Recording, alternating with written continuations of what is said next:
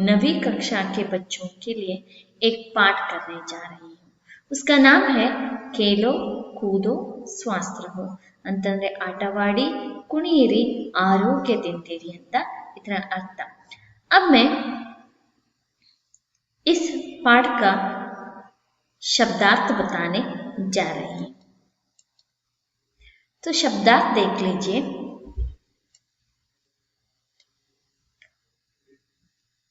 छात्र विद्यार्थी, इसे क्या आप कन्नड़ में बोलते हैं विद्यार्थी स्टूडेंट। दूसरा जरूरी आवश्यक आवश्यक नेसेसरी। शीतल ठंडा ಕಣ್ಣನೆಯ ಕೋಲ್ಡ್ ಅಂತಂದ್ರೆ ತಣ್ಣಗೆ ಇರುವುದು ಅಂತ ಅರ್ಥ। ಸಮೀರ್ ಹವಾ ವಾಯು ಗಾಳಿ ಅಂದ್ರೆ ಏರ್।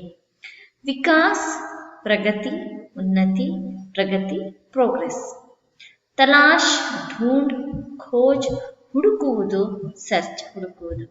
ಚೋಟ್ ಗಾವ್ ಪಟ್ಟು ಇಂಜುರಿ ಸೊ ಗಾಯ। हिस्सा भाग भागा पार्ट। स्वास्थ्य तंदुरुस्ती सेहत आरोग्य हेल्थ। कसरत व्यायाम व्यायाम एक्सरसाइज। सहयोग सहकार सहकार कोऑपरेशन ಅಂದ್ರೆ ಸಹಾಯ ಮಾಡುವುದು। ನೆಕ್ಸ್ಟ್ चिंता परेशानी चिंते एंजाइटी। खाली रिक्त खाली एम्प्टी। आकर्षण कादिरिसुविके रिजर्वेशन रिजर्वेशन बोलते हैं। रिस्ट पुस्ट तगड़ हट्ट कट्ट ಅಂತಂದ್ರೆ शक्तिशाली स्ट्रांग आगी इरुವುದು ಅಂತ ಇದರ ಅರ್ಥ। अब हम आगे जाएंगे। खेलो कूदो स्वस्थ रहो इस पाठ का आशय देखेंगे बच्चों।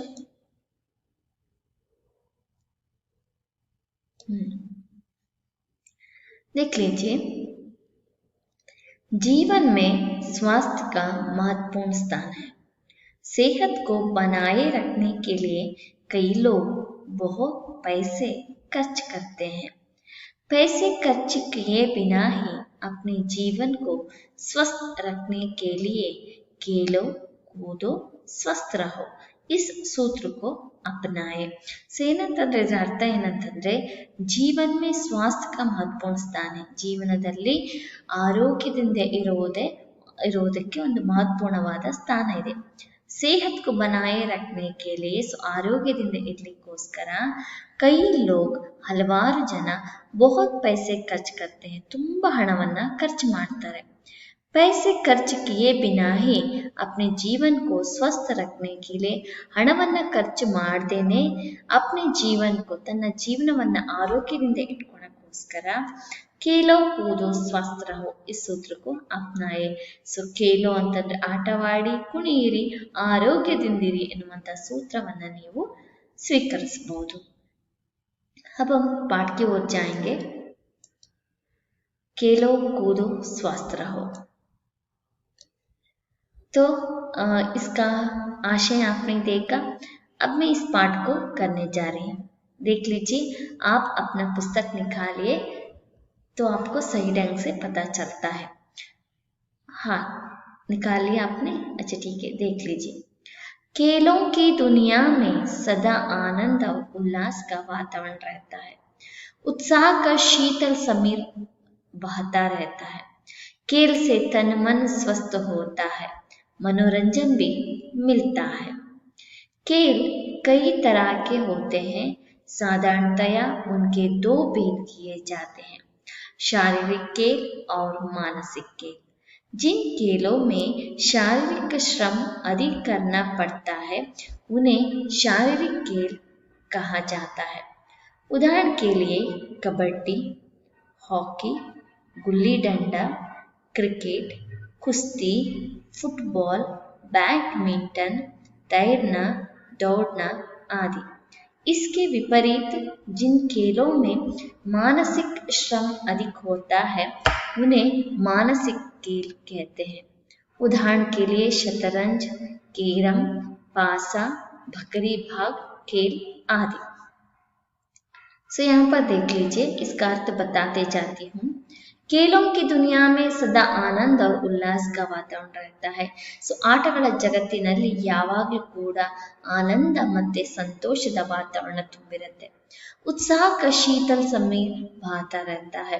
ಉತ್ಸಾಹದ ತಣ್ಣನೆಯ ಸಮಯ ಬಹತ ತಣ್ಣನೆಯ ಗಾಳಿ ಬೀಸ್ತಾ ಇರುತ್ತೆ. खेल से तन मन स्वस्थ होता है. ಆಟದಿಂದ ಶರೀರ ಮತ್ತೆ ಮನಸ್ಸು ಆರೋಗ್ಯದಿಂದಿರುತ್ತೆ. मनोरंजन भी मिलता है. ಮನೋರಂಜನೆ ಕೂಡ ಸಿಗತ್ತೆ. खेल कई तरह के होते हैं. ಆಟಗಳು ಹಲವಾರು ರೀತಿಯದ್ದಾಗಿರುತ್ತೆ. ಸಾಧಾರಣವಾಗಿ उनके दो भेद किए जाते हैं. ಅವುಗಳನ್ನು ಎರಡು ಭಾಗಗಳನ್ನಾಗಿ ಮಾಡ್ತಾರೆ. ಶಾರೀರಿಕ खेल और ಮಾನಸಿಕ खेल. ಶಾರೀರಿಕ ಆಟಗಳು ಮತ್ತೆ ಮಾನಸಿಕ ಆಟಗಳು ಅಂತ ಹೇಳ್ಬಿಟ್ಟು ಎರಡು ಭಾಗಗಳನ್ನ ಮಾಡ್ತಾರೆ. जिन खेलों में शारीरिक श्रम अधिक करना पड़ते. ಯಾವ ಆಟಗಳಲ್ಲಿ शारीरिक श्रम ಅಂದ್ರೆ ಶರೀರಕ್ಕೆ ಹೆಚ್ಚು ಶ್ರಮ ಸಿಗತ್ತೆ, अधिक करना पड़ता है, उन्हें शारीरिक खेल कहा जाते. ಅವುಗಳನ್ನ ಶಾರೀರಿಕ ಆಟಗಳು ಅಂತ ಕರೀತಾರೆ. ಅಂತಂದ್ರೆ ಹೆಚ್ಚಾಗಿ ಶರೀರ ಶ್ರಮವನ್ನ ಅಲ್ಲಿ ಹೆಚ್ಚಾಗಿ ಅನುಭವಿಸಬೇಕು. ಉದಾಹರಣೆಗೋಸ್ಕರ ಕಬಡ್ಡಿ, ಹಾಕಿ, ಗುಲ್ಲಿ ಡಂಡ, ಕ್ರಿಕೆಟ್, ಕುಸ್ತಿ, ಫುಟ್ಬಾಲ್, ಬ್ಯಾಡ್ಮಿಂಟನ್, ತೈರ್ನ, ದೌಡ್ನ ಆದಿ ಇವೆಲ್ಲನೂ ಕೂಡ ಶಾರೀರಿಕ खेल ಅಂದ್ರೆ ಶರೀರಕ್ಕೆ ಸಂಬಂಧಪಟ್ಟಿರುವಂತಹ ಆಟ. इसके विपरीत जिन खेलों में मानसिक श्रम अधिक होता है.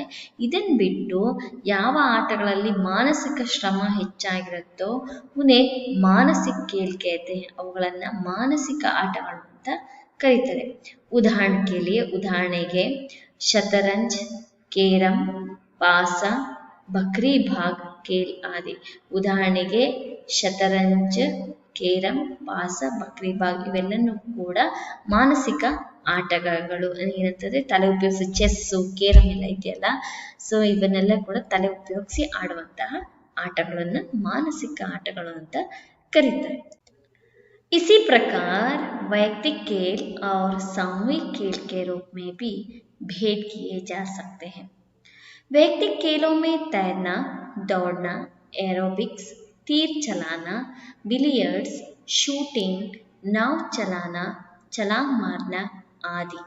सामूहिक खेलों में volleyball, cricket, football, kabaddi, badminton आदि.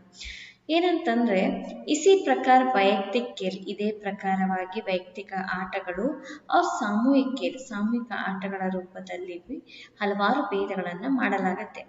ವೈಯಕ್ತಿಕ खेलों में तैरना ವೈಯಕ್ತಿಕ ಆಟಗಳಲ್ಲಿ ಈಜುವುದು, ಓಡುವುದು, ಏರೋಬಿಕ್ಸ್ ನಿಮಗೆ ಗೊತ್ತಿರಬೇಕು, ತೀರ್ ಚಲಾನ ಬಾಣ ಬಿಡುವುದು, ಬಿಲಿಯರ್ಡ್ಸ್ ಗೇಮ್ ಶೂಟಿಂಗ್, ನಾವ್ ಚಲಾನ ಸೊ ನೀವೇನಂದ್ರೆ ಹಡಗು ಓಡಿಸುವುದು, ಛಲಾಂಗ್ ಮಾರ್ನ ಹಾರುವುದು ಮುಂತಾದವುಗಳು. ಸಾಮೂಹಿಕ खेलों में volleyball, cricket, football, kabaddi, badminton ಆದಿ. ಸಾಮೂಹಿಕ ಆಟಗಳು ಅಂತಂದ್ಮೇಲೆ ಗುಂಪಾಗಿ ಆಡುವಂತಹ ಆಟಗಳು. ಸೊ ಅದರಲ್ಲಿ ವಾಲಿಬಾಲ್, ಕ್ರಿಕೆಟ್, ಫುಟ್ಬಾಲ್, ಕಬಡ್ಡಿ ಇವೆಲ್ಲನೂ ಕೂಡ ಇಂಡಿವಿಜುವಲ್ ಆಗಿ ಆಡೋದಲ್ಲ, ಗುಂಪಾಗಿ ಆಡುವಂತಹ ಆಟಗಳು. ಸೊ ಕಬಡ್ಡಿ, ಬ್ಯಾಡ್ಮಿಂಟನ್ ಮುಂತಾದವುಗಳು ಇದರಲ್ಲಿ ಇರುತ್ತೆ. इसी प्रकार खेलों का और एक भेद भी है. ಸೊ ಈ ಪ್ರಕಾರವಾಗಿ ಆಟಗಳಲ್ಲಿ ಮತ್ತು ಏಕ್ ಭೇದ್ भी है ಮತ್ತೆ ಭೇದಗಳು ಕೂಡ ಇದಾವೆ. ಅಂದ್ರೆ ಸಾಮೂಹಿಕ खेल ಮತ್ತೆ ವೈಯಕ್ತಿಕ खेलಗಳಲ್ಲಿ ಈ ರೀತಿ ಆಟಗಳು ಅದರಲ್ಲೂ ಕೂಡ ಹಲವಾರು ಭೇದಗಳಿದಾವೆ ಅಂತ ಹೇಳ್ತಾ ಇದ್ದಾರೆ. भेद भी है. ಕಬಡ್ಡಿ, ಕ್ರಿಕೆಟ್, ಹಾಕಿ, ವಾಲಿಬಾಲ್ ಆದಿ ಮೈದಾನಿ खेल है. ನೋಡಿ ಇಲ್ಲಿ ಕಬಡ್ಡಿ, ಕ್ರಿಕೆಟ್, ಹಾಕಿ, ವಾಲಿಬಾಲ್ ಮುಂತಾದವುಗಳೆಲ್ಲ ಔಟ್ಡೋರ್ ಗೇಮ್ಸ್ ಅಂತಂದರೆ ಹೊರಗಡೆ ಆಡುವಂಥ ಆಟಗಳು, ಮೈದಾನದಲ್ಲಿ ಆಡುವಂಥ ಆಟಗಳು. ಶತರಂಜ್, ಕೇರಂ, ಪಾಸ ಆದಿ ಕರೇಲು ಖೇಲ್ ಇಂಡೋರ್ ಹೇ. ಸೊ ಏನಂತಂದರೆ ಚೆಸ್ ಇರ್ಬೋದು, ಕೇರಂ ಇರ್ಬೋದು, ಇನ್ನು ಹಲವಾರು ಆಟಗಳು ಕೂಡ ಇಂಡೋರ್ ಗೇಮ್ಸ್ ಅಂತಂದರೆ ಮನೆಯಲ್ಲಿ ಅಥವಾ ಯಾವುದಾದ್ರೂ ಒಂದು ಒಳಗಡೆ ಕೂತ್ಕೊಂಡು ಆಡುವಂತಹ ಆಟವನ್ನು ಘರೇಲು ಖೇಲ್ ಅಂತ ಕರೀತಾರೆ. आजकल हमारे देश में हॉकी, क्रिकेट, बैडमिंटन, शतरंज, कुश्ती आदि खेल ಕಾಫಿ ಲೋಕಪ್ರಿಯ ಹೋ ರಹೆ ಹೈ. ಏನಂತಂದರೆ ನಮ್ಮ ದೇಶದಲ್ಲಿ ಈಗಿನ ಕಾಲದಲ್ಲಿ ಹಾಕಿ, ಕ್ರಿಕೆಟ್, ಬ್ಯಾಡ್ಮಿಂಟನ್, ಚೆಸ್, ಕುಸ್ತಿ ಇವೆಲ್ಲನೂ ಕೂಡ ಜಾಸ್ತಿ ಲೋಕಪ್ರಿಯ ಆಗ್ತಾ ಇದ್ದಾವೆ. राज्य और राष्ट्र के स्तर पर खिलाड़ियों को पुरस्कार दिए जाते. ಏನಂತಂದ್ರೆ ಆಟವಾಡೋದ್ರಿಂದ ಏನು ಲಾಭ ಇದೆ ಅಂತಂದ್ರೆ ರಾಜ್ಯ ಮತ್ತೆ ರಾಷ್ಟ್ರ ಇವೆರಡೂ ಇದ್ರ ಮೇಲೆ ಕೂಡ ಕಿಲಾಡಿಗಳಿಗೆ ಪುರಸ್ಕಾರವನ್ನ ಕೊಡ್ತಾರೆ. ಜೈಸೆ ಅರ್ಜುನ್ ಪುರಸ್ಕಾರ, ಏಕಲವ್ಯ ಪುರಸ್ಕಾರ, ದ್ರೋಣಾಚಾರ್ಯ ಪುರಸ್ಕಾರ, ಧ್ಯಾನ್ ಚಂದ್ ಪುರಸ್ಕಾರ, ರಾಜೀವ ಖೇಲ ರತ್ನ ಇವು ಮುಂತಾದವುಗಳನ್ನ ನೀಡಲಾಗತ್ತೆ. ಪುರಸ್ಕಾರ ಕೆ ಸಾಥ್ ಧನರಾಶಿ ಭಿ ದಿ ಜಾತಿ. ಏನಿದು ಸುಮ್ಮನೆ ಅಲ್ಲ, ಸೊ ಪುರಸ್ಕಾರ ಜೊತೆಯಲ್ಲಿ ಕೂಡ ಹಣವನ್ನು ಕೂಡ ಆ ಮಕ್ಕಳಿಗೆ ಕೊಡಲಾಗತ್ತೆ. अच्छे खिलाड़ियों को और पुरस्कार प्राप्त खिलाड़ियों को भी राज्य सरकार, केंद्र सरकार, बैंक और कई कंपनियों में नौकरी दी जाती है. ಚೆನ್ನಾಗಿ अच्छे ಕಿಲಾಡಿಗಳು ಯಾರು ಚೆನ್ನಾಗಿ ಆಟವನ್ನು ಆಡ್ತಾರಲ್ಲ ಅವರಿಗೆ ಹಲವಾರು ಪುರಸ್ಕಾರ ಪ್ರಾಪ್ತ ಪುರಸ್ಕಾರವನ್ನು ಪಡೆದಿರುವಂತಹ ಕಿಲಾಡಿಗಳಿಗೆ ರಾಜ್ಯ ಸರ್ಕಾರದಿಂದ, ಕೇಂದ್ರ ಸರ್ಕಾರದಿಂದ ಅಂತಂದ್ರೆ state government and central government ಇಂದ, ಬ್ಯಾಂಕ್ और कई कंपनियों में ಬ್ಯಾಂಕು ಮತ್ತೆ ಹಲವಾರು ಕಂಪನಿಗಳಲ್ಲಿ ನೌಕರಿ ದಿ ಜಾತಿ ಹೈ, ಕೆಲಸವನ್ನು ಕೂಡ ಅವರು ಕೊಡ್ತಾರೆ. पुरस्कार प्राप्त खिलाड़ियों को नौकरियों की भर्ती में आरक्षण की सुविधा भी रहती है. ಪುರಸ್ಕಾರವನ್ನ ಪಡೆದಿರುವಂತಹ ಆಟವನ್ನ ಆಡಿರುವಂತಹ ವ್ಯಕ್ತಿಗಳಿಗೆ ಭರ್ತಿ ಮಾಡಿಕೊಳ್ಳಬೇಕಾದ್ರೆ, ಜಾಬಿಗೆ ಕೆಲಸಕ್ಕೆ ಸೇರಿಸ್ಕೋಬೇಕಾದ್ರೆ ಅಲ್ಲಿನೂ ಕೂಡ ಅವರಿಗೆ ರಿಸರ್ವೇಶನ್ ಕೋಟಾ ಅಂತ ಇರುತ್ತೆ, ಅವರಿಗಂತಾನೆ ರಿಸರ್ವೇಶನ್ ಅಂತ ಇರುತ್ತೆ. ಆ ಯೋಜನೆಯನ್ನು ಕೂಡ ಮಾಡಿರ್ತಾರೆ. ಇತನಾ ಹಿ ನಹಿ, ಇಷ್ಟು ಮಾತ್ರ ಅಲ್ಲ, ರೇಲ್, ಹವಾಯಿ ಜಹಾಜ್ ಆದಿ ಮೇ ಸಫರ್ ಕರ್ನೆ ಕೆ ಲಿಯೆ, ಸೊ ಟ್ರೈನು, ಸೊ ವಿಮಾನ, ಇನ್ನು ಹಲವಾರು ಪ್ರತಿಯೊಂದರಲ್ಲಿ ಕೂಡ ಸೊ ಯಾತ್ರೆಯನ್ನು ಮಾಡಲಿಕ್ಕೋಸ್ಕರ ವಿಶೇಷ ರೂಪ ಸೆ ಆರಕ್ಷಣ ಕಿ ಸುವಿಧಾ ದಿ ಜಾತಿ, ಸೊ ರಿಸರ್ವೇಶನ್ನ ಅವರಿಗೋಸ್ಕರ ವ್ಯವಸ್ಥೆಯನ್ನ ಮಾಡಿರ್ತಾರೆ. ಕೈ ಕಂಪನಿಯ ಕಿಲಾಡಿಯೋ ಕೋ ಅಪ್ನೆ ಪ್ರತಿನಿಧಿ ಬನಾ ಲೇತಿ ಹೈ. ಸೊ ಹಲವಾರು ಕಂಪನಿಗಳು ಏನ್ ಮಾಡ್ತಾರೆ, ಈ ಆಟವನ್ನ ಆಡುವಂತಹ ವ್ಯಕ್ತಿಗಳನ್ನ ಪ್ರತಿನಿಧಿಯಾಗಿನೂ ಕೂಡ ಆಯ್ಕೆಯನ್ನಾಗಿ ಮಾಡ್ಕೊಂಡಿರ್ತಾರೆ. ಅದರಿಂದ ಆಟವನ್ನ ಆಡೋದ್ರಿಂದ, ಆಟವನ್ನ ಗೆಲ್ಲಿಸುವುದರಿಂದ ಎಷ್ಟು ನಿಮಗೆ ಸಹಾಯ ಆಗತ್ತೆ ಅಂತಂದ್ರೆ ತುಂಬಾ ಅನುಕೂಲ ಆಗತ್ತೆ ನಿಮಗೆ. ಸೊ ಸರ್ಕಾರ ಯಾವುದೇ ಕಾರಣಕ್ಕೆ ನಿಮ್ಮನ್ನ ಬಿಟ್ಕೊಡೋದಿಲ್ಲ, ಪ್ರತಿಯೊಂದನ್ನು ಕೂಡ ನೋಡ್ಕೊಂತಿರತ್ತೆ. ಜೀವನ್ ಮೇ ಖೇಲೋಂ ಕಾ ಸ್ಥಾನ ಬಹುತ್ ಮಹತ್ವಪೂರ್ಣ ಹೈ. ಜೀವನಗಳಲ್ಲಿ ಆಟಗಳ ಸ್ಥಾನ ಬಹಳ ಮಹತ್ವಪೂರ್ಣವಾಗಿದೆ. ಖೇಲ್ ಛಾತ್ರ ಜೀವನ್ ಕಾ ಮಹತ್ವಪೂರ್ಣ ಅಂಗ ಹೈ. ಸೊ ಆಟ ವಿದ್ಯಾರ್ಥಿಯ ಜೀವನದಲ್ಲಿ ಮಹತ್ವಪೂರ್ಣವಾದ ಅಂಗವಾಗಿದೆ. ಛಾತ್ರೋं के लिए पढ़ाई के साथ साथ खेलना भी जरूरी है. ಸೊ ವಿದ್ಯಾರ್ಥಿಗಳಿಗೆ ಆಟಗಳ ಜೊತೆಯಲ್ಲಿ ಕೂಡ खेलना भी जरूरी है. ಸೊ ಆಟವಾಡೋದು ಕೂಡ ಬಹಳ ಮುಖ್ಯ. खेलों द्वारा बच्चों में धैर्य, लगन, परिश्रम, उत्साह तथा परस्पर सहयोग आदि गुणों का विकास होता है. ಆಟದ ಮುಖಾಂತರ ಮಕ್ಕಳಿಗೆ ಧೈರ್ಯ ಸಿಗತ್ತೆ, ಲಗನ್ ಅಂದ್ರೆ ಕಷ್ಟಪಟ್ಟು ಮಾಡ್ತಾರೆ, ಪರಿಶ್ರಮ, ಉತ್ಸಾಹನೂ ಕೂಡ ಇರುತ್ತೆ, ತथा ಪರಸ್ಪರ ಸಹಯೋಗದಿಂದಾಗಿ ಆದಿ ಗುಣಕ ವಿಕಾಸ ಹೋಗ್ತಾ है, ಹಲವಾರು ಗುಣದ ಬೆಳವಣಿಗೆ ಆಗತ್ತೆ. तो आगे देख लीजिए बच्चों, जहाँ विद्यालय में छात्र शिक्षा द्वारा अनेक विषयों का ज्ञान प्राप्त करते हैं, वही खेलों द्वारा जीवन का अनुभव प्राप्त करते हैं. नेहरू जी के अनुसार खेलों को खेल की भावना से ही खेलना चाहिए. नेहरू जी के समान ही गांधी जी भी स्वास्थ्य के लिए व्यायाम आवश्यक मानते थे. खेल भी व्यायाम का ही एक अंग है. खेलने से हमारे अंगों की कसरत हो जाती है और हम रिष्ट पुष्ट बनते हैं, अतः अच्छे स्वास्थ्य के लिए खेलना जरूरी है. ಸೊ यहाँ पर बताए गए हैं, देख लीजिए, जहाँ विद्यालय में, ಸೊ ಎಲ್ಲಿ ಯಾವ ವಿದ್ಯಾಲಯಗಳಲ್ಲಿ ವಿದ್ಯಾರ್ಥಿಗಳಿಗೆ ಶಿಕ್ಷಣ ದ್ವಾರ ಅನೇಕ ವಿಷಯೋಂಕ ಏನಂತಂದ್ರೆ ಶಿಕ್ಷಣದ ಜೊತೆಯಲ್ಲಿ ಹಲವಾರು ವಿಷಯಗಳ ಜ್ಞಾನವನ್ನು ಕೂಡ ನೀಡಲಾಗತ್ತೆ. ವಹಿ ಖೇಲೋ ದ್ವಾರ, ಅಲ್ಲೇನೆ ಆಟಗಳ ಮುಖಾಂತರ ಜೀವನ का ಅನುಭವ ಪ್ರಾಪ್ತ करते हैं, ಜೀವನದ ಅನುಭವವನ್ನ ಪಡಿತಾ ಹೋಗ್ತಾರೆ. ನೆಹರು ಜಿ ಕೆ ಅನುಸಾರ, ನೆಹರು ಅವರ ಪ್ರಕಾರ खेल को खेल की भावना से ही खेलना चाहिए. ಸೊ ನೆಹರು ಅವರ ಪ್ರಕಾರ ಆಟವನ್ನ ಆಟದ ಭಾವನೆಯಿಂದನೇ ನಾವು ನೋಡಬೇಕು. नेहरू जी के समान ही गांधी जी भी स्वास्थ्य के लिए आया व्यायाम आवश्यक मानते थे. ಸೊ ನೆಹರು ಜಿ ಅವರ ಸಮಾನವಾಗಿ ಗಾಂಧೀಜಿಯವರು ಕೂಡ ಸ್ವಾಸ್ಥ್ಯ ಕೇಳಿ ಆರೋಗ್ಯಕ್ಕೋಸ್ಕರ ವ್ಯಾಯಾಮ ಅವಶ್ಯಕ ಅಂತ ತಿಳ್ಕೊಂಡಿದ್ರು. खेल भी व्यायाम का ही एक अंग है. आटनु ಕೂಡ ವ್ಯಾಯಾಮದ ಒಂದು ಅಂಗ. खेलने से हमारे अंगों की कसरत हो जाती है. ಆಟವಾಡೋದ್ರಿಂದ ನಮ್ಮ ಪ್ರತಿಯೊಂದು ಅಂಗದ ಕೆಲಸ ಆಗತ್ತೆ. और हम रिस्ट पुष्ट बनते हैं. ನಾವು ಬಹಳ ಗಟ್ಟಿಮುಟ್ಟಾಗ್ತೀವಿ. अतः अच्छे स्वास्थ्य के लिए खेलना जरूरी है. ಆದ್ರಿಂದ ಒಳ್ಳೆ ಆರೋಗ್ಯಕ್ಕೋಸ್ಕರ ಆಟವಾಡುವುದು ಬಹಳ ಒಳ್ಳೆಯದು. तो आगे देख लीजिए बच्चों. खेलों द्वारा हम नाम के साथ साथ धन भी कमा सकते हैं. आजकल खेलों को प्रोत्साहन देने के लिए विद्यालयों में भी खेल दिवस का आयोजन किया जाता है. जीतने वाले बच्चों को पुरस्कार दिए जाते हैं. सभी बच्चों को खेलों में भाग लेना चाहिए ताकि वे स्वस्थ बने. कहा जाता है कि स्वस्थ शरीर में ही स्वस्थ मस्तिष्क का निवास होता है.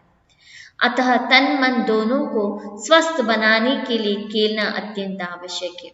ಇಲ್ಲಿ ಕೇಲೋ ದ್ವಾರ ಹಮ್ ನಾಮ್ ಕೆ ಸಾಥ್ ಸಾಥ್ ನಾವು ಹೆಸರಿನ ಜೊತೆಯಲ್ಲಿ ಕೂಡ ಧನ್ ಬಿ ಕಮಾ ಸಕ್ತೆ ಹಣವನ್ನು ಕೂಡ ನಾವು ಗಳಿಸಬಹುದು. ಆಜ್ಕಲ್ खेलों को प्रोत्साहन देने के लिए ಈಗಿನ ಕಾಲದಲ್ಲಿ ಆಟಗಳಿಗೆ ಪ್ರೋತ್ಸಾಹ ಕೊಡ್ಲಿಕ್ಕೋಸ್ಕರ ವಿದ್ಯಾಲಯದಲ್ಲಿ ಕೂಡ खेल दिवस का आयोजन किया जाता है. ಆಟದ ದಿವಸಗಳ ಆಯೋಜನೆಯನ್ನು ಕೂಡ ಮಾಡ್ತಾರೆ. जीतने वाले बच्चों को पुरस्कार दिए जाते हैं. ಯಾರು ಗೆಲ್ತಾರಲ್ಲ ಅಂತ ಮಕ್ಕಳಿಗೆ ಪುರಸ್ಕಾರವನ್ನು ಕೂಡ ಕೊಡಲಾಗತ್ತೆ. सभी बच्चों को खेलों में भाग लेना चाहिए ताकि वे स्वस्थ बने. ಸೊ ಎಲ್ಲಾ ಮಕ್ಕಳು ಕೂಡ ಆಟಗಳಲ್ಲಿ ಭಾಗವಹಿಸಬೇಕು. ಆದ್ರಿಂದ ನೀವು ಕೂಡ ಆರೋಗ್ಯವಾಗಿರ್ತೀರಾ. ಸೊ ಮಕ್ಕಳೇ, ಸೊ ನೀವು ಕೂಡ ಆಟಗಳಲ್ಲಿ ಭಾಗವಹಿಸಿ. ಕಹಾ ಜಾತಾ ಹೇ ಕಿ ಹೇಳಲಾಗತ್ತೆ ಏನಂತಂದ್ರೆ ಸ್ವಸ್ಥ ಶರೀರ ಮೇ ಹಿ, ಸೊ ಆರೋಗ್ಯವಾದ ಶರೀರದಲ್ಲೇ ಹಿ ಸ್ವಸ್ಥ ಮಸ್ತಿಷ್ಕ ನಿವಾಸ ಹೋಗ್ತಾ है. ಅಂದ್ರೆ ಆರೋಗ್ಯವಾದ ಮಸ್ತಿಷ್ಕ ಅಂತಂದ್ರೆ ಬುದ್ಧಿ ತುಂಬಿಕೊಂಡಿರುತ್ತೆ ಅಂತ ಹೇಳ್ಬಿಟ್ಟು. ಸೊ ಅದರಿಂದ ಮಕ್ಕಳ, ಸೊ ನೀವು ಕೂಡ ಆರೋಗ್ಯದಿಂದ ಇರ್ಬೇಕಂತಂದ್ರೆ, ಬಹಳ ಬುದ್ಧಿವಂತರಾಗಿರ್ಬೇಕಂದ್ರೆ ಆಟಗಳಲ್ಲಿ ಸೇರ್ಕೊಳ್ಳಿ.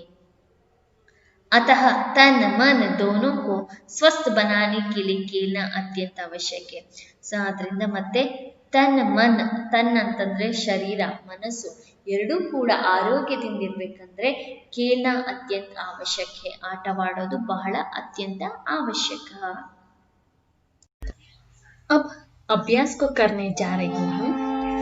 एक वाक्य में उत्तर दीजिए. प्रश्न 1 है, खेलों की दुनिया कैसी है. खेलों की दुनिया कैसी है ಅಂದ್ರೆ ಸೊ ಆಟಗಳ ಜಗತ್ತು ಹೇಗಿದೆ ಅಂತ. इसका उत्तर है, खेलों की दुनिया सदा आनंद और उत्साह से भरा रहता है. ಅಂದ್ರೆ ಆಟಗಳ ಜಗತ್ತು ಯಾವಾಗಲೂ ಕೂಡ ಆನಂದ ಮತ್ತೆ ಉತ್ಸಾಹದಿಂದ ತುಂಬಿರುತ್ತದೆ. अब हम अगले प्रश्न के लिए जाएंगे. ವ್ಯಕ್ತಿಗತ खेलों के उदाहरण दीजिए. ಅಂದ್ರೆ ವ್ಯಕ್ತಿಗತ ಆಟಗಳಿಗೆ ಒಂದು ಉದಾಹರಣೆ ಕೂಡ ಕೇಳಿದ್ದಾರೆ. तो इसका उत्तर देखेंगे बच्चों. वैयक्तिक खेलों के उदाहरण है, ಸೊ ವೈಯಕ್ತಿಕ ಆಟಗಳ ಒಂದು ಉದಾಹರಣೆ ಇದೆ. तैरना, दौड़ना, एरोबिक्स, तीर चलाना, बिलियर्ड्स, शूटिंग, नाव चलाना, छलांग मारना ಆದಿ. ಸೊ ಅಂತಂದ್ರೆ ವೈಯಕ್ತಿಕ ಆಟಗಳ ಉದಾಹರಣೆಗಳಿದ್ದಾವೆ. ಸೊ ಈಜುವುದು, ಓಡುವುದು, ಏರೋಬಿಕ್ಸ್, ತೀರ್ ಚಲಾನ ಬಾಣ ಬಿಡುವುದು, ಬಿಲಿಯರ್ಡ್ಸ್, ಶೂಟಿಂಗ್, ಮತ್ತೆ ನಾವ್ ಚಲಾನ ಛಲಾಂಗ್ ಮಾನ ಜಂಪ್ ಮಾಡೋದು, ಹಡಗನ್ನ ಓಡಿಸೋದು, ಇವಿಷ್ಟು ಕೂಡ ವ್ಯಕ್ತಿಗತ ಆಟಗಳು. अब हम आगे के प्रश्न की ओर जाएंगे. हाँ, प्रश्न 3 है, हम रिस्ट पुष्ट कैसे बन सकते हैं. ಸೊ ನಾವು ಗಟ್ಟಿಮುಟ್ಟಾಗಿ ಹೇಗೆ ಇರಬಹುದು ಅಂತ.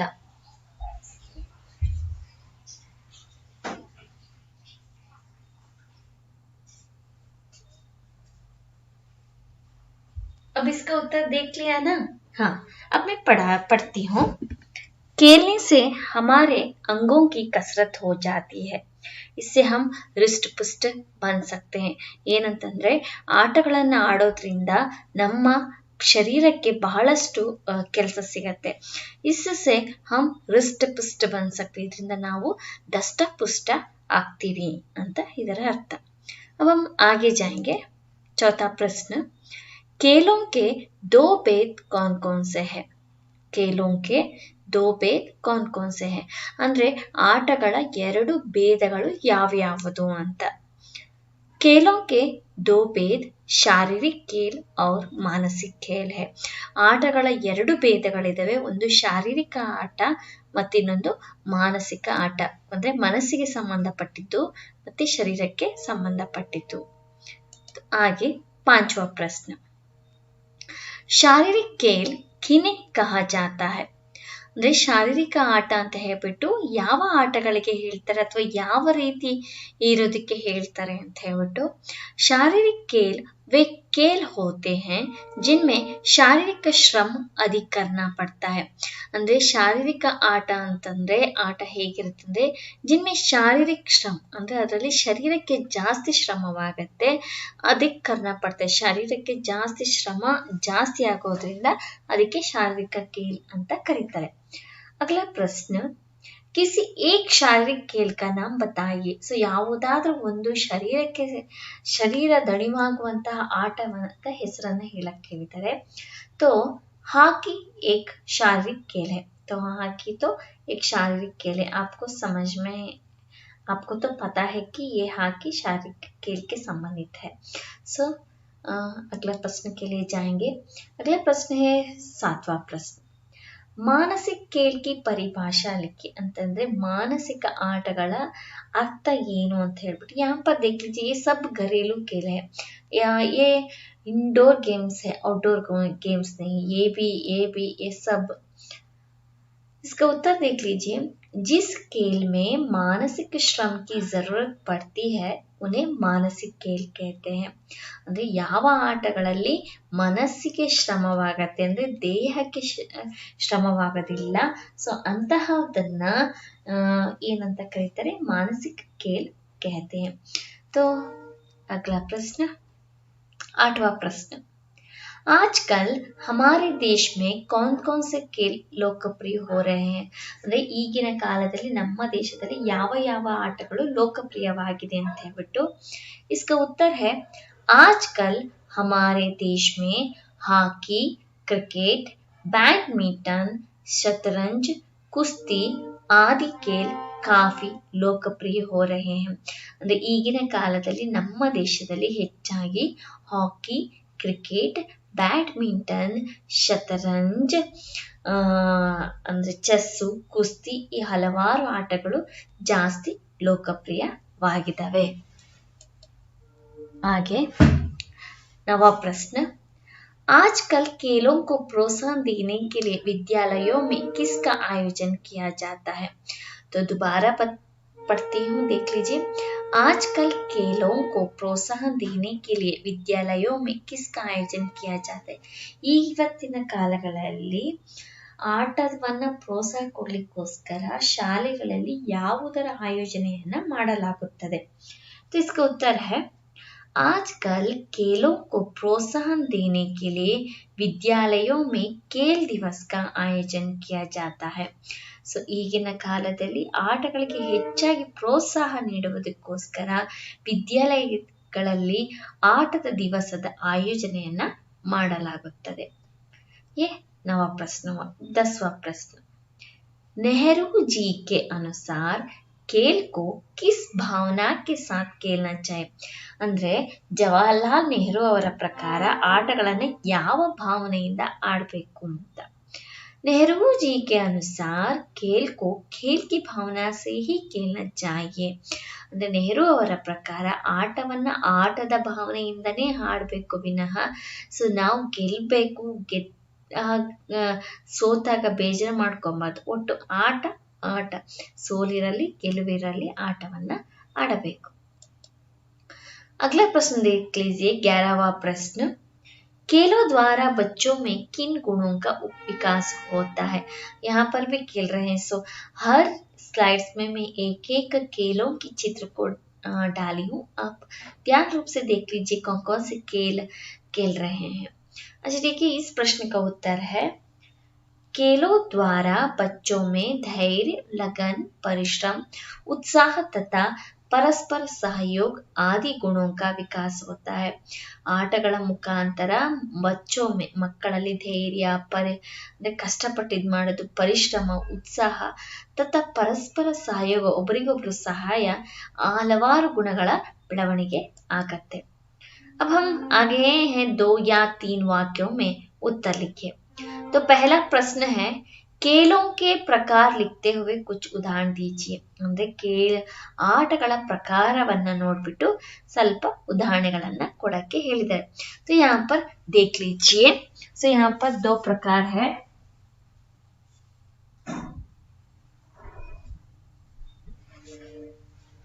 खेलों में 2 प्रकार है। एक शारीरिक खेल में शारीरिक श्रम रहता है। ಅಂದ್ರೆ ಶಾರೀರಿಕ ಆಟಗಳಲ್ಲಿ ಶಾರೀರಿಕ ಶ್ರಮ ಇರುತ್ತೆ। ಉದಾಹರಣೆಗೆ कबड्डी, हॉकी, गुल्ली डंडा, क्रिकेट, कुश्ती, फुटबॉल, बैडमिंटन, तैरना, दौड़ना आदि। सो ये सब आपको शायद मालूम है। दूसरा मानसिक खेल में मानसिक ಶ್ರಮ ಇರುತ್ತೆ। ಇನ್ನೊಂದು ಮಾನಸಿಕ ಆಟಗಳಲ್ಲಿ ಮಾನಸಿಕ ಶ್ರಮ ಜಾಸ್ತಿ ಇರುತ್ತೆ। ಉದಾಹರಣೆಗೆ ಶತರಂಜ್, ಕೇರಂ, ಪಾಸ, ಬಕ್ರಿ, ಭಾಗ್, ಖೇಲ್ ಆದಿ। ಸೊ ಜಾಸ್ತಿ ಏನಂತಂದ್ರೆ ಇದರಲ್ಲಿ ಬರೀ ಮನಸ್ಸಿಗೆ ಸಂಬಂಧಪಟ್ಟಂತ ಆಟಗಳು ಇರುತ್ತೆ। अब पहला प्रश्न तो हुआ। आइए दूसरा प्रश्न देखेंगे। खेलों से क्या लाभ है। ಆಟಗಳಿಂದ ಏನು ಲಾಭ। खेल से धन मन स्वस्थ रहता है, मनोरंजन भी मिलता है। ಆಟಗಳಿಂದ ಶರೀರ ಮನಸ್ಸು ಆರೋಗ್ಯದಿಂದಿರುತ್ತೆ। ಮನೋರಂಜನ್ भी मिलता है ಅಂದ್ರೆ ತುಂಬಾ ಸಂತೋಷನೂ ಕೂಡ ಸಿಗತ್ತೆ। ಹಾಗೆ खेलों द्वारा बच्चों में धैर्य, लगन, परिश्रम, सहयोग जैसे गुणों का विकास होता है। ಆಟಗಳ ಮುಖಾಂತರ ಮಕ್ಕಳಿಂದ ಧೈರ್ಯ, ಅಂದ್ರೆ ಹೆಂಗೆ ನಾವು ಮಾಡಬೇಕು, ಸಾಧನೆನ ಮಾಡಬೇಕು ಅಂತ ಹೇಳ್ಬಿಟ್ಟು ಆ ಭಾವನೆ, ಪರಿಶ್ರಮ, ಸಹಯೋಗ ಈ ರೀತಿಯ ಗುಣಗಳ ಬೆಳವಣಿಗೆ ಆಗತ್ತೆ। तीसरा प्रश्न देख लीजिए।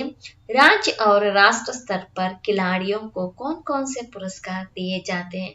राज्य ಹಾಗೂ ರಾಷ್ಟ್ರದ ಮಟ್ಟದಲ್ಲಿ खिलाड़ियों को ಆಟಗಾರರಿಗೆ ಯಾವ ಯಾವ ಪುರಸ್ಕಾರವನ್ನ ನೀಡಲಾಗುತ್ತೆ। तो देख लीजिए। राज्य और राष्ट्र स्तर पर खिलाड़ियों को ರಾಜ್ಯ ಮತ್ತೆ ರಾಷ್ಟ್ರ ಮಟ್ಟದ ಆಟಗಾರರಿಗೆ पुरस्कार दिए जाते हैं, पुरस्कारवನ್ನ ಕೊಡ್ತಾರೆ। जैसे अर्जुन पुरस्कार, एकलव्य पुरस्कार, द्रोणाचार्य पुरस्कार, ध्यानचंद पुरस्कार, राजीव खेल रत्न आदि पुरस्कार। ಈ ರೀತಿಯ ಹಲವಾರು ಪುರಸ್ಕಾರವನ್ನ ನೀಡಲಾಗುತ್ತೆ। तो आइए चौथा प्रश्न के लिए आ गए हैं। 2-3 वाक्यों में उत्तर लिखिए। अच्छा ठीक है, देखेंगे। खेलों के संबंध में नेहरू जी और गांधी जी के क्या विचार थे। ಆಟಗಳ ಸಂಬಂಧದಲ್ಲಿ ಜವಾಹರಲಾಲ್ ನೆಹರು ಅವರು ಮತ್ತೆ ಮಹಾತ್ಮ ಗಾಂಧೀಜಿಯವರ ವಿಚಾರಗಳು ಏನು ಅಂತ। उत्तर देखेंगे। नेहरू जी के अनुसार खेल को खेल की भावना से ही खेलना चाहिए। नेहरू जी के समान ही महात्मा गांधी भी स्वास्थ्य के लिए व्यायाम को आवश्यक मानते हैं। सो नेहरू ಅವರ ಅನುಸಾರವಾಗಿ खेल को खेल की भावना से ही खेलना चाहिए। ಆಟವನ್ನ ಆಟಗಳ ಭಾವನೆಯಿಂದನೇ ನೋಡಬೇಕು, ಆಟವನ್ನ ಆಡಬೇಕು।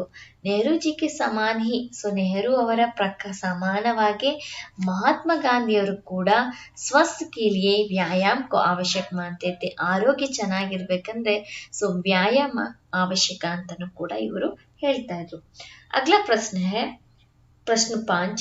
मैदानी खेल और घरेलू खेल किन्हें कहते हैं। ಸೊ ಏನಂತಂದ್ರೆ ಮೈದಾನದ ಆಟ ಮತ್ತೆ ಮನೆಯ ಆಟ ಯಾವುದಕ್ಕೆ ಹೇಳ್ತಾರೆ, ಉದಾಹರಣೆ ಕೊಡಿ ಅಂತ ಕೇಳ್ತಾ ಇದ್ದಾರೆ। तो उदाहरण देख लीजिए। जिन खेलों को मैदान में खेला जाता है, ಯಾವ ಆಟಗಳನ್ನ ಮೈದಾನದಲ್ಲಿ ಆಟವಾಡಲಾಗುತ್ತೋ उन्हें मैदानी ಔಟ್ಡೋರ್ खेल कहते हैं। ಅವುಗಳನ್ನ ಮೈದಾನ ಮತ್ತೆ ಔಟ್ಡೋರ್ ಗೇಮ್ಸ್ ಅಂತ ಕರೀತಾರೆ। ಉದಾಹರಣೆ ಕಬಡ್ಡಿ, ಕ್ರಿಕೆಟ್, ಫುಟ್ಬಾಲ್, ವಾಲಿಬಾಲ್, ಹಾಕಿ ಆದಿ ಇವಿಷ್ಟುಗಳನ್ನು ಕೂಡ ನಾವು ಔಟ್ಡೋರ್ ಗೇಮ್ಸ್ ಅಂತ ಕರಿತೀವಿ. तो जिन खेलों को अंदर खेलते हैं उन्हें घरेलू खेल कहते हैं. ಇವನ್ನೆಲ್ಲ ಅಂದ್ರೆ ಮೈದಾನದಲ್ಲಿ ಆಟವಾಡುವಂತ ಆಟಗಳನ್ನ ಔಟ್ಡೋರ್ ಗೇಮ್ಸ್, ಜಿನ್ ಖೇಲೋं को अंदर खेलते हैं ಸೊ ಒಳಗಡೆ ಆಟವಾಡ್ತಾರಲ್ಲ ಅದನ್ನ ಘರೇಲು ಖೇಲ್ कहते हैं. ಮನೆಯ ಒಳಗಡೆ ಆಡುವ ಆಟಗಳು ಅಂತ ಆಡ್ತಾರೆ. ये भी घरेलू खेल है, देख लीजिए. तैरना वैयक्तिक खेल है तो कबड्डी सामूहिक खेल है. तो अब हम आगे जाएंगे. कन्नड़ में अनुवाद कीजिए. प्रश्न 1. खेल कई तरह के होते हैं. खेल कई तरह के होते हैं. सो इसमें कन्नड़ में क्या बोलते हैं? ಆಟಗಳು ಅನೇಕ ಬಗೆಯವು ಆಗಿರುತ್ತವೆ. Sports are of different types. दूसरा है जीवन में खेलों का स्थान बहुत महत्वपूर्ण है. ಜೀವನದಲ್ಲಿ ಆಟಗಳ ಸ್ಥಾನ ಬಹಳ ಮಹತ್ವಪೂರ್ಣವಾಗಿದ್ದು. Sports has an important place in life. तो आगे बचपन में आपने गिल्ली डंडा, पतंग उड़ाना, कांचे सतोलियां, लट्टू, खो-खो और छुपा छुपी खेला होगा. किसी एक खेल के बारे में 5 वाक्य लिखिए. तो यहाँ पर बता रहे हैं कि इतने खेल है, सो उसमें इस 5 में कोई एक खेल के बारे में बताने के लिए बता रहे हैं. गिल्ली डंडा, इसे एक बेलनाकार लकड़ी से खेला जाता है. इसी तरह छोटी बेलनाकार लकड़ी को डंडा कहते हैं. ಅಂತಂದ್ರೆ ಗಿಲ್ಲಿ ದಂಡ ಅಂತಂದ್ರೆ ಸೊ ಒಂದು ಉದ್ದ ಕೋಲಿರತ್ತೆ, ಲಕಡಿ ಸೆ ಕೀಲ ಜೊತೆ ಒಂದು ಕಟ್ಟಿಗೆಯಿಂದ ಮಾಡಲಾಗತ್ತೆ. ಇಸಿ ತರಹ ಚೋಟಿ ಬೇಲ್ನಾಕಾರ್ ಅಂದ್ರೆ ಚಿಕ್ಕದು ಒಂದು ಕೂಡ ಮಾಡ್ಕೊಂಡು ಚಿನ್ನಿ ದಾಂಡು ಅಂತ ಕರೀತಾರೆ. ಗಿಲ್ಲಿ ದಂಡ ಅಂತಂದ್ರೆ ಚಿನ್ನಿ ದಾಂಡು. बेलनाकार लकड़ी को डंडा कहते हैं. खेल का उद्देश्य डंडे से गिल्ली को मारना होता है. ಆಟದ ಉದ್ದೇಶ ಏನಂತಂದ್ರೆ ಆ ಕೋಲಿನಿಂದ ಆ ಚಿಕ್ಕ ಕಟ್ಟಿಗೆಯಲ್ಲಿ ಮಾಡಿರ್ತಾರಲ್ಲ ಆ ಗಿಲ್ಲಿಯನ್ನ ಹೊಡಿಬೇಕು. ಗಿಲ್ಲಿ ಕೋ ಜಮೀನ್ ಪರ್ ಖಕ್ಕರ್ ಡಂಡೆ ಸೆ ಮಾರ್ತೆ ಹೈ. ಸೊ ಏನಂತಂದ್ರೆ ಆ ಕಟ್ಟಿಗೆಯನ್ನ ಗಿಲ್ಲಿಯನ್ನ ಭೂಮಿ ಮೇಲೆ ಇಟ್ಬಿಟ್ಟು ಅದಕ್ಕೆ ಹೊಡಿಬೇಕು. इस खेल में कम से कम 2 खिलाड़ियों की आवश्यकता होती है. ಈ ಆಟಗಳಲ್ಲಿ ಕಡಿಮೆ ಅಂದ್ರೂ ಕಡಿಮೆ ಸೊ ಇಬ್ಬರು ಆಟಗಾರರ ಅವಶ್ಯಕತೆ ಇರುತ್ತೆ. गिल्ली को अगर सामने वाला खिलाड़ी हवा में ही पकड़ लेता है तो खेलने वाला हार जाता है. ಈ ಗಿಲ್ಲಿಯನ್ನ ಯಾವುದಾದ್ರೂ ಕಿಲಾಡಿಗಳು ಗಾಳಿಯಲ್ಲಿ ಹಿಡಿದ್ರೆ खेलने वाला हार जाते. ಆಟವಾಡುವಂತ ವ್ಯಕ್ತಿ ಸೋಲನ್ನ ಸ್ವೀಕರಿಸಬೇಕಾಗತ್ತೆ.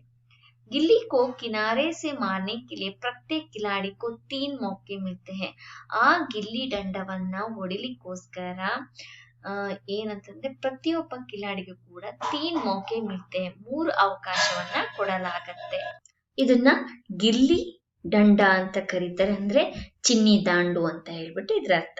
ಹಾಗೆ ಜಾಯಂಗೆ ವಾಕ್ಯೋ ಮೇ ಪ್ರಯೋಗ ಕೀಜಿ. ವಾಕ್ಯಗಳಲ್ಲಿ ಪ್ರಯೋಗ ಮಾಡಿ ಅಂತ ಹೇಳ್ಬಿಟ್ಟು उत्साह, पुरस्कार, मानसिक श्रम, आयोजन, इस सब को वाक्यों में प्रयोग करना है. इन सब शब्दों को देख लीजिए. उत्साह, उत्साह का शीतल समय बहता रहता है. ಸೊ ಏನಂತಂದ್ರೆ ಉತ್ಸಾಹ ಅಂತಂದ್ರೆ ಉತ್ಸಾಹದ ಶೀತಲ ಸಮಯ ಹರಿತಾ ಇರತ್ತೆ ಅಂತ ಹೇಳ್ಬಿಟ್ಟು. ಹಾಗೆ पुरस्कार, खिलाड़ियों को पुरस्कार दिए जाते हैं. ಏನಂತಂದ್ರೆ ಪುರಸ್ಕಾರ ಅದಕ್ಕೆ ಕಿಲಾಡಿಗಳಿಗೆ ಅಂದ್ರೆ ಆಟವಾಡುವವರಿಗೆ ಪುರಸ್ಕಾರವನ್ನ ನೀಡಲಾಗುತ್ತೆ. ಮಾನಸಿಕ ಶ್ರಮ್, ಮಾನಸಿಕ ಶ್ರಮ್ ಅಂತಂದ್ರೆ ಮನಸ್ಸಿಗೆ ಸಂಬಂಧಪಟ್ಟಂತ ಆಟ. ಶತರಂಜ್, ಕೇರಂ, ಪಾಸಾ ಮೇ ಮಾನಸಿಕ ಶ್ರಮ್ ಅಧಿಕ ಹೋತಾ है. ಇದರಲ್ಲಿ ಮಾನಸಿಕ ಶ್ರಮ ಜಾಸ್ತಿ ಇರುತ್ತೆ. ಆಯೋಜನ್, ವಿದ್ಯಾಲಯ ಮೇ खेल दिवस का आयोजन किया जाता है. ವಿದ್ಯಾಲಯಗಳಲ್ಲಿ ಆಟದ ದಿವಸದ ಆಯೋಜನೆಯನ್ನ ಮಾಡಲಾಗುತ್ತದೆ. ಹಾಗೆ ನಿಮ್ನಲಿಖಿತ ಸಮುಚ್ಚಯ ಬೋಧಕೋं से एक एक वाक्य बनाइए. ಇಲ್ಲಿ ಸಮುಚ್ಚಯ ಬೋಧಕ ಚಿಹ್ನೆಗಳನ್ನ ಕೊಟ್ಟಿದ್ದಾರೆ. ಸೊ ಸಮುಚ್ಚಯ ಬೋಧಕ ಅಂತಂದ್ರೆ ಆದರೆ, ಹೋದರೆ, ಅಥವಾ, ಮತ್ತು ಇವೆಲ್ಲ ಬರುತ್ತೆ. ಲೇಕಿನ್, क्योंकि, था कि, या, बल्कि, इन सब का हम एक वाक्य को बनाना है. मैं 5 बजे ही निकलना चाहता था, लेकिन अचानक बारिश शुरू हो गई. ನಾನು 5 ಗಂಟೆಗೆ ಹೊರಡಬೇಕು ಅನ್ಕೊಂಡಿದ್ದೆ, ಆದರೆ ಅಕಸ್ಮಾತಾಗಿ ಮಳೆ ಬಂತು. मैं घर चला आया क्योंकि पैसे खत्म हो गए. ನಾನು ಮನೆಗೆ ಬಂದೆ ಏಕೆಂದರೆ ಹಣ ಖಾಲಿಯಾಗಿತ್ತು. ಅಭಿ ಪರೀಕ್ಷಾ ಕಿ ತಯಾರಿ ಕರೋ ತಾಕಿ ಅಚ್ಚೆ ಅಂಕ್ ಪಾಸ್ ಸಕೋ. ಈಗ ಪರೀಕ್ಷೆಯ ತಯಾರಿ ಮಾಡ್ಕೋ ಏಕೆಂದ್ರೆ ಒಳ್ಳೆಯ ಅಂಕವನ್ನ ಪಡಿಲಿಕ್ಕೆ. ರಾಮ್ ಲಂಬಾ ಹೈ ಯಾ ಶ್ಯಾಮ್ ಲಂಬಾ ಹೈ. ರಾಮ ಉದ್ದಕ್ಕಿದಾನ ಅಥವಾ ಶ್ಯಾಮ ಉದ್ದಕ್ಕಿದಾನ. सरकार खिलाड़ियों को पुरस्कार ही नहीं देती बल्कि नौकरी भी देती है. ಸರ್ಕಾರ ಆಟವಾಡುವಂತಹ ವ್ಯಕ್ತಿಗಳಿಗೆ ಪುರಸ್ಕಾರ ಮಾತ್ರವಲ್ಲ ಕೆಲಸವನ್ನು ಕೂಡ ಕೊಡುತ್ತೆ. ಹಾಗೆ रिक्त स्थानों में उचित ಸಮುಚ್ಚಯ ಬೋಧಕ ಬರಿಯೇ. ಇಲ್ಲಿ ಏನಂತಂದ್ರೆ ಸಮುಚ್ಚಯ ಬೋಧಕ ಚಿಹ್ನೆಗಳನ್ನ ಹಾಕಕ್ಕೆ ಹೇಳಿದ್ದಾರೆ. क्योंकि, इसलिए, या, बल्कि. उसे खीर नहीं डैश हलवा खाना है. इस समय बाहर मत निकलो डैश मौसम खराब है. लता, तुम सोना चाहती हो डैश खेलना चाहती हो. आज मैं थोड़ी देर से उठा डैश स्कूल समय पर नहीं पहुंच सका. उसे खीर नहीं ಅಂದ್ರೆ ಅವರಿಗೆ ಖೀರ್ ಅಲ್ಲ ಬಲ್ಕಿ ಹಲ್ವಾ ಖಾನೆ, ಅದರ ಬದಲಾಗಿ ಹಲ್ವಾ ತಿನ್ಬೇಕಂತೆ. ಈ ಸಮಯ ಬಾಹರ್ ಮತ್ ನಿಕ್ಲೋ, ಈ ಸಮಯದಲ್ಲಿ ಹೊರಗಡೆ ಹೋಗ್ಬೇಡಿ. ಕ್ಯೂಂಕಿ, ಏಕೆಂದರೆ ಮೌಸಮ್ ಖರಾಬ್ ಹೈ, ವಾತಾವರಣ ಹಾಳಾಗಿದೆ. ಬಾದ್ಮೇ ಲತಾ ತುಮ್ ಸೋನಾ ಚಾತಿ ಹೋ. ಲತಾ ನೀನ್ ಮಲಗ್ಬೇಕು ಅನ್ಕೊಂಡಿದ್ಯಾ. ಯಾ ಕೇಲ್ನಾ ಚಾತಿ ಹೋ, ಅಥವಾ ಆಟವಾಡ್ಬೇಕು ಅನ್ಕೊಂಡಿದ್ಯಾ. ಆಜ್ ಮೇ ಥೋಡಿ ದೇರ್ ಸೆ ಊಟ, ಇವತ್ ನಾನು ಸ್ವಲ್ಪ ಲೇಟ್ ಆಗಿದ್ದೆ. ಇಸ್ಲಿಯೇ, ಯಾಕಂದ್ರೆ ಸ್ಕೂಲ್ ಸಮಯ ಪರ್ ನಹಿ ಪೌಂಚ್ ಸಕ, ಆದ್ರಿಂದ ಸ್ಕೂಲನ್ನ ಸಮಯ ಸರಿಯಾಗಿ ತಲುಪಕ್ಕೆ ಆಗಿಲ್ಲ. ಈ ಸಮಾನಾರ್ಥಕ ಶಬ್ದ देख लीजिए. दुनिया, वीर, स्पर्धा, पुरस्कार, विद्यार्थी. तो इसका उत्तर है दुनिया ಅಂತಂದ್ರೆ ಜಗತ್ತು, ವೀರ್ ಅಂತಂದ್ರೆ ವೀರ, ಸ್ಪರ್ಧಾ ಅಂತಂದ್ರೆ ಸ್ಪರ್ಧೆ, पुरस्कार ಅಂತಂದ್ರೆ ಬಹುಮಾನ, ವಿದ್ಯಾರ್ಥಿ. इसके लिए समानार्थक शब्द दुनिया विश्व, वीर बहादुर, स्पर्धा प्रतियोगिता, पुरस्कार इनाम, विद्यार्थी छात्र. आप देख लीजिए, पिछले में समुच्चय बोधक के चिन्हों को वर्णन किया था. अब समुच्चय बोधक का अव्यय कौन कौन सा है अब मैं बताती जाती हूँ. समुच्चय बोधक अव्यय. खेलने से हमारे अंगों की कसरत हो जाती है और हम रिष्ट पुष्ट बनते हैं. मैं घर जल्दी गया किंतु सो नहीं पाया. खेलने से शारीरिक व मानसिक बल बढ़ता है. सो ಮತ್ತು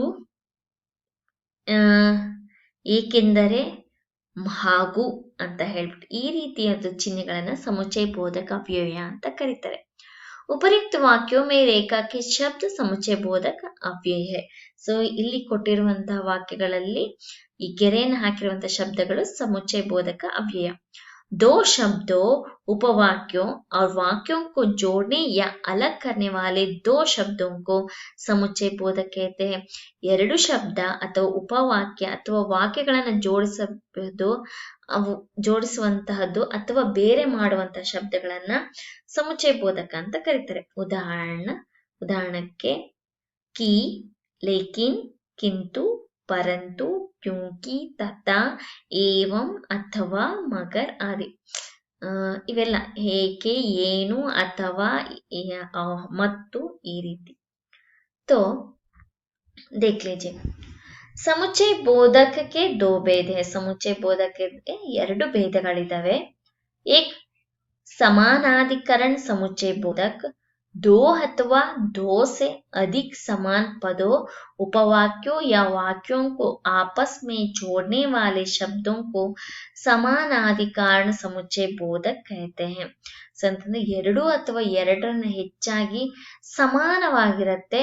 ಅಲ್ಲಿ ಉಪವಾಕ್ಯ या वाक्यों को आपस में जोड़ने वाला, ಉಪವಾಕ್ಯ ಮತ್ತೆ ವಾಕ್ಯಗಳನ್ನ ಜೋಡಣೆ ಮಾಡೋದಕ್ಕೆ ಅಂದ್ರೆ ಸಮಾನವಾದ ವಾಕ್ಯ ಇರುತ್ತೆ, ಅದಕ್ಕೆ ಸಮುಚ್ಚಯ ಬೋಧಕ ಅಂತ ಕರೀತಾರೆ. ಯಾ, ವಾ, ಬಲ್ಕಿ, ಇಸ್ಲಿಯೇ और तथा आदि ಇವನ್ನೆಲ್ಲನೂ ಕೂಡ ಅದರಲ್ಲಿ ಬಳಕೆ ಮಾಡ್ತಾರೆ. वरुण ने अपना गृह कार्य किया और खेलने चला गया. ಇದು ಒಂದೇ ಸಮಾನಾಧಿಕರಣ ಸಮುಚ್ಚಯ ಬೋಧಕದಿಂದ ಮತ್ತು ಬಂತು. ನೆಕ್ಸ್ಟ್, ಮದನ್ ವ ನಂದನ್ ಸೋ ರಹೆ हैं. ಮದನ್ ಮತ್ತೆ ನಂದನ ಮಲಗಿದ್ದಾರೆ. मैंने कोशिश की लेकिन काम नहीं बना. ನಾನು ಪ್ರಯತ್ನ ಪಟ್ಟೆ ಆದ್ರೆ ಕೆಲಸವಾಗಲಿಲ್ಲ. आगे देख लीजिए, ये दूसरा समुच्चय बोधक अव्यय है. व्यधिकरण समुच्चय बोधक, एक अथवा एक से अधिक आश्रित उपवाक्यों को आपस में जोड़ने वाले शब्द व्यधिकरण समुच्चय बोधक कहलाते हैं. ಒಂದು ಅಥವಾ ಒಂದಕ್ಕಿಂತ ಅಧಿಕ ಆಶ್ರಿತ ಉಪವಾಕ್ಯ ಅಥವಾ ಸೇರಿಸುವಂತಹ ಶಬ್ದವನ್ನ ವ್ಯಧಿಕರಣ ಸಮುಚ್ಚಯ ಬೋಧಕ ಅಂತಾರೆ. जैसे, तथापि, यद्यपि, की, क्योंकि, ताकि आदि. माँ ने कहा कि तुरंत तैयार हो जाओ. ಅಮ್ಮ ಹೇಳಿದ್ದಾರೆ ಬೇಗ ತಯಾರಾಗಿ ಅಂತ. उसी तरह मैं घर चला आया क्योंकि पैसे खत्म हो गए. अभी परीक्षा की तैयारी करो ताकि अच्छे अंक पा सको. निम्नलिखित उपवाक्यों को समुच्चय बोधक से जोड़िए ಅಂದ್ರೆ ಸಮುಚ್ಚಯ ಬೋಧಕದಲ್ಲಿ ಸೇರಿಸಿ ಅಂತ ಹೇಳ್ತಾ ಇದ್ದಾರೆ. इसलिए, लेकिन, ताकि, अतः, की और या. प्रश्न 1, तुम्हारी तबीयत खराब है, दवाई तो खानी पड़ेगी. इसका उत्तर है तुम्हारी तबीयत खराब है इसलिए दवाई तो खानी पड़ेगी. दूसरा, जल्दी आओ समय पर पहुंच सको. जल्दी आओ ताकि समय पर पहुंच सको. यहाँ पर सभी जगह पर समुच्चय बोधक अव्यय को डाले गए हैं, इसलिए यहाँ पर वाक्य सही ढंग से हो रहा है. तीसरा, विकास ने समझाया बात मत बढ़ाओ. विकास ने समझाया कि बात मत बढ़ाओ. आगे चौथा प्रश्न, रामायण महाकाव्य है, महाभारत भी महाकाव्य है. रामायण महाकाव्य है और महाभारत भी महाकाव्य है. प्रश्न 5, राम घर आया श्याम घर आया. राम घर आया या श्याम घर आया. 6, क्या तुम कॉफी पीओगे, क्या तुम चाय पीओगे. क्या तुम कॉफी पीओगी कि चाय पीओगे. 7वां, आज इतवार है, आज सभी दुकानें बंद है. आज इतवार है अतः आज सभी दुकानें बंद है. 8वां प्रश्न, मैं जल्दी गया था काम नहीं बना. मैं जल्दी गया था लेकिन काम नहीं बना. सारांश देख लीजिए. खेल की दुनिया में सदा आनंद और उल्लास का वातावरण रहता है. खेल से तन मन स्वस्थ होता है, मनोरंजन भी मिलता है. साधारणतः खेल के दो भेद होते हैं. शारीरिक खेल, जिनमें शारीरिक श्रम अधिक होता है. उदाहरण के लिए कबड्डी, हॉकी, गुल्ली डंडा, फुटबॉल, दौड़ना आदि. मानसिक खेल, जिनमें मानसिक श्रम अधिक होता है. उदाहरण के लिए शतरंज, कैरम, पासा आदि. इसी प्रकार वैयक्तिक खेल और सामूहिक खेल के रूप में भी दो भेद किए जाते हैं. वैयक्तिक खेलों में तैरना, दौड़ना, तीर चलाना, बिलियर्ड्स आदि. सामूहिक खेलों में वॉलीबॉल, क्रिकेट, कबड्डी आदि. इसी प्रकार खेलों का एक और भेद भी है, मैदानी खेल, आउटडोर है, कबड्डी, हॉकी, फुटबॉल आदि. दूसरा घरेलू खेल है शतरंज, कैरम, पासा आदि.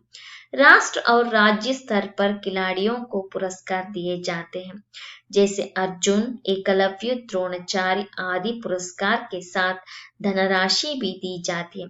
अच्छे खिलाड़ियों को राज्य सरकार, केंद्र सरकार, बैंक और कंपनियों में नौकरी दी जाती है।